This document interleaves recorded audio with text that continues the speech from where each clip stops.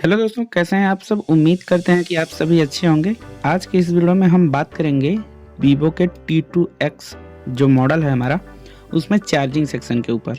हम इस charging section में कवर करेंगे स्लो चार्जिंग, फास्ट चार्जिंग और आखिर में हमारा फ़ोन क्यों स्लो या फास्ट चार्ज होता है, इसके ऊपर हम फुल डिटेल में समझेंगे। OVP IC क्या है, पावर IC कहाँ पे लगी है, चार्जिंग IC क्या है, A to Z सारा कुछ कवर करेंगे। यानी कि एक Vivo T2X 5G के ऊपर एक पूरा चार्जिंग सेक्शन के ऊपर फुल पैकेज होने वाला है। चलिए वीडियो को शुरू करते हैं। हेलो दोस्तों, मेरा नाम कमलेश है और स्वागत है हमारे यूट्यूब चैनल पे। सबसे पहले हम फर्स्ट में यहाँ पे हम कंसीडर करेंगे इसके कनेक्टर के ऊपर। यहाँ पे हमारा फ्लैश पत्ता कनेक्ट होता है और यहाँ पे जो आप देखते हैं ये प्लस पॉइंट, एक कनेक्टर के इस तरफ जो TP पॉइंट है जस्ट बैटरी के बगल में, ये हमारा प्लस पॉइंट है।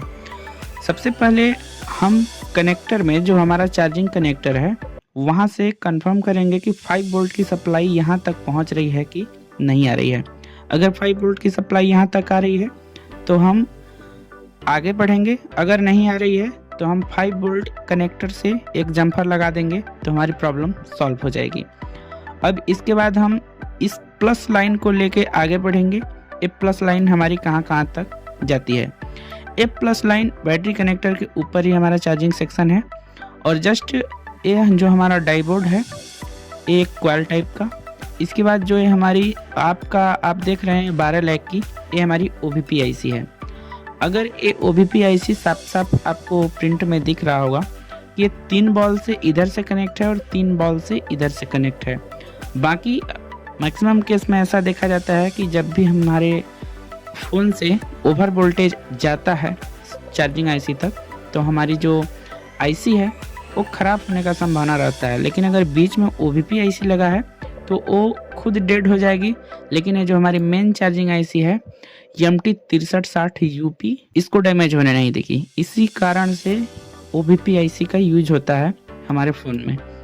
अगर ये OVP IC ख़राब हो जाए टेंशन लेने की बात नहीं है, आप इसको जम्फर दे सकते हैं डायरेक्टली। आप इस कैपेसिटर से इस कैपेसिटर तक जम्फर दे दें तो हमारी प्रॉब्लम सॉल्व हो जाएगी OVP का। इसके बाद दोस्तों हमारा ये जो चार्जिंग IC है, इस चार्जिंग IC के जो हमारा नोचकट पॉइंट है यहाँ से 3 बॉल पे कनेक्ट होता है। इसके बाद ये IC 3 बॉल पे कनेक्ट होता है। फिर हमारा V-बस आगे जाता है और वो कहाँ जाता है मैं आपको समझाता हूँ। V-बस ये हमारी लैग IC जो है ये चार्जिंग IC है। इसमें 2 चार्जिंग IC यूज हुई हैं, एक फास्ट जो कि हमारा फास्ट टर्बो सपोर्ट करता है और एक लैग वाली IC यूज हुई है। अब इसमें आपको देखना है कि कौन से नंबर का IC यूज हुआ है। तो आप यहाँ पे नंबर लिखा होता है, BQ से स्टार्ट होती है ये IC, BQ सीरीज की लगी हुई है। इस BQ सीरीज के फर्स्ट नंबर पिन और 24 नंबर पिन पे V-बस हमारा इंटर होता है। दोस्तों अगर इन केस में T2X में आपको प्रॉब्लम फेस करना पड़ रहा है कि फ़ोन हमारा फास्ट चार्ज नहीं हो रहा है, स्लो पे चार्ज हो रहा है, यानी कि आप जब भी मीटर पे कनेक्ट करते हैं तो हमारे एम्पियर मीटर में 9 वोल्ट तक जाता ही नहीं है, केवल 5 वोल्ट सपोर्ट करता है और भलाई 1 से 1.5 एम्पियर लेता है। उस केस में होता क्या है कि आपकी ये नॉर्मल IC जो VQ IC लगी हुई है ये तो IC रनिंग में रहती है, लेकिन ये जो हमारी MTK की IC लगी हुई है इस IC में प्रॉब्लम आ जाता है। तो उस केस में आप इस IC को चेंज कर देंगे तो हमारा फास्ट चार्जिंग सपोर्ट करने लगेगा। कभी कभार ऐसा भी होता है कि अगर आपने OVP IC को बाईपास कर दिया है फिर भी हमारा फ़ोन फास्ट चार्जिंग को सपोर्ट नहीं करता है, लेकिन मैक्सिमम केस में अराउंडिंग हमारा फ़ोन चार्ज हो जाता है, ज़्यादा टाइम नहीं लेता है। इसके बाद हम आगे बात करेंगे कि हमारा फ़ोन इतना में तो फिर भी हम एक समझ लेते हैं दोस्तों कि अगर इन केस में कोई भी प्रॉब्लम, यहाँ तक कि हमारी सारी लाइनें ओके हैं, ये IC आउटपुट नहीं कर रही है तो हमारा फ़ोन चार्जिंग पे कनेक्ट नहीं होगा। इस IC को आपको रिप्लेस करना पड़ेगा। इसके बाद हम दूसरा स्टेप में बात करते हैं कि ये तो हमारा 5 वोल्ट की पूरी सर्किट हो गई। इसके बाद हमारे फ़ोन में स्लो चार्जिंग और फास्ट चार्जिंग कैसे काम करता है। यहाँ पे देखिए DP और DM, CC1 CC2 CC1 CC2 का बहुत बड़ा रोल नहीं है फास्ट चार्जिंग और स्लो चार्जिंग में, लेकिन हमारा DP और DM का कनेक्शन यदि छूट जाए तो हमारा फ़ोन स्लो चार्ज पे चला जाएगा, यानी कि उस केस में आपका डाटा स्टोर नहीं करेगा। चार्जिंग तो कनेक्ट करेगा, सब कुछ सही होगा, लेकिन ना तो फ़ोन हमारा PC से कनेक्ट होगा और ना ही ना वो फास्ट चार्ज करेगा। तो आपको फास्ट चार्जिंग या स्लो चार्जिंग या स्टोरेज की प्रॉब्लम आ रही है तो आप सबसे फर्स्ट में DP और DM का कनेक्शन चेक करें। यहाँ पे वैल्यू प्रॉपर आनी चाहिए, लगभग 700-800 की वैल्यू आती है। 300 से लेकर 700-800 तक की यहाँ पे वैल्यू देखने के लिए मिलती है। इतना ध्यान रखिएगा कि DP और DM दोनों पे सेम वैल्यू आता है। अगर ये वैल्यू मिसमैच होती है तो प्रॉब्लम आपका DP और DM से ही हो सकता है। किस केस में? हमारा स्टोरेज प्रॉब्लम के केस में। अब हम आगे देखते हैं।